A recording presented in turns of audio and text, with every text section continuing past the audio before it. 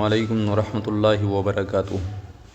پیارے بچوں، آج ہم سب اس ویڈیو کے اندر وضو کے فرائض اور اس کے بعد وضو کی سنتیں سیکھیں گے۔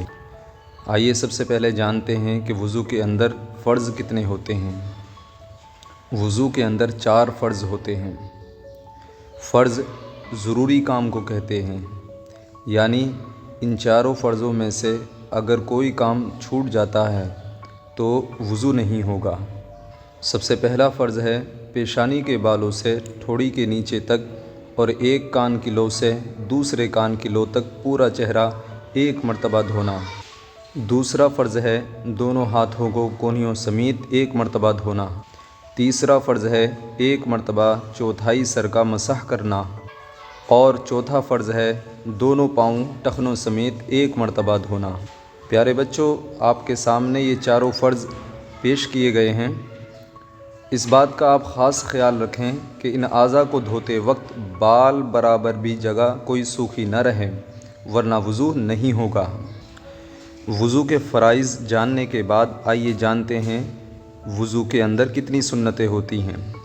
وضو کے اندر 13 سنتیں ہیں۔ اب سنت کے معنی بھی سمجھ لیتے ہیں کہ سنت اللہ کے پیارے رسول جناب محمد الرسول اللہ صلی اللہ علیہ وسلم کے طریقے کو کہتے ہیں۔ سب سے پہلی سنت وضو کی نیت کرنا ہے، یعنی اپنے دل میں یہ ارادہ کر لیں کہ میں وضو کر رہا ہوں۔ دوسری سنت ہے بسم اللہ کہہ کر وضو شروع کرنا۔ تیسری سنت ہے دونوں ہاتھ گٹوں تک 3 مرتبہ دھونا۔ چوتھی سنت ہے مسواک کرنا، اور اگر مسواک نہ ہو تو انگلی سے دانت صاف کرنا۔ پانچویں سنت ہے 3 مرتبہ کلی کرنا۔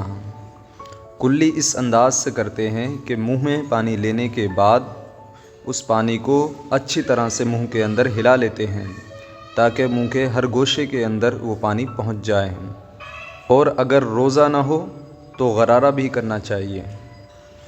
چھٹی سنت ہے 3 مرتبہ ناک میں پانی ڈالنا اور ناک کے نرم ہڈی تک پانی پہنچانا۔ 7ویں سنت ہے ہاتھوں اور پیروں کو دھوتے وقت انگلیوں کا خلال کرنا۔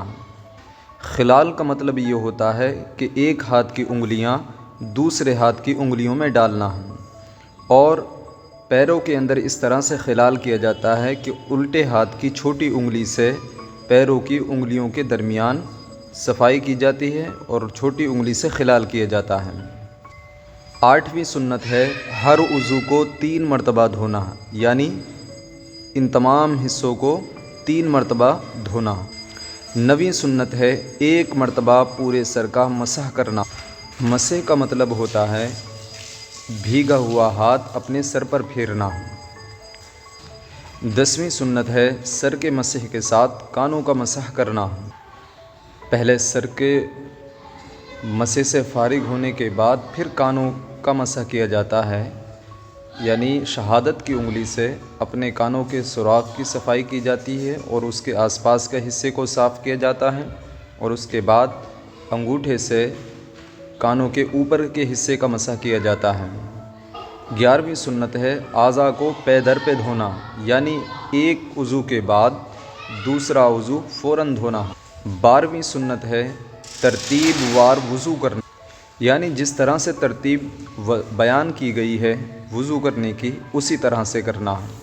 13ویں سنت ہے وضو کے بعد کی دعا پڑھنا۔ وضو کے بعد کی دعا یہ ہے اشہد ان لا الہ الا اللہ وحدہ لا شریک لہ واشہد ان محمدا عبدہ ورسولہ۔ امید کرتا ہوں پیارے بچوں کہ آپ لوگ اس ویڈیو سے نفع اٹھائیں گے اور وضو کی سنتیں اور فرض یاد کر کے اپنی زندگی کے اندر عمل میں لے کر آئیں گے، اور دعاؤں میں ضرور یاد رکھیے گا۔ السلام علیکم ورحمۃ اللہ وبرکاتہ۔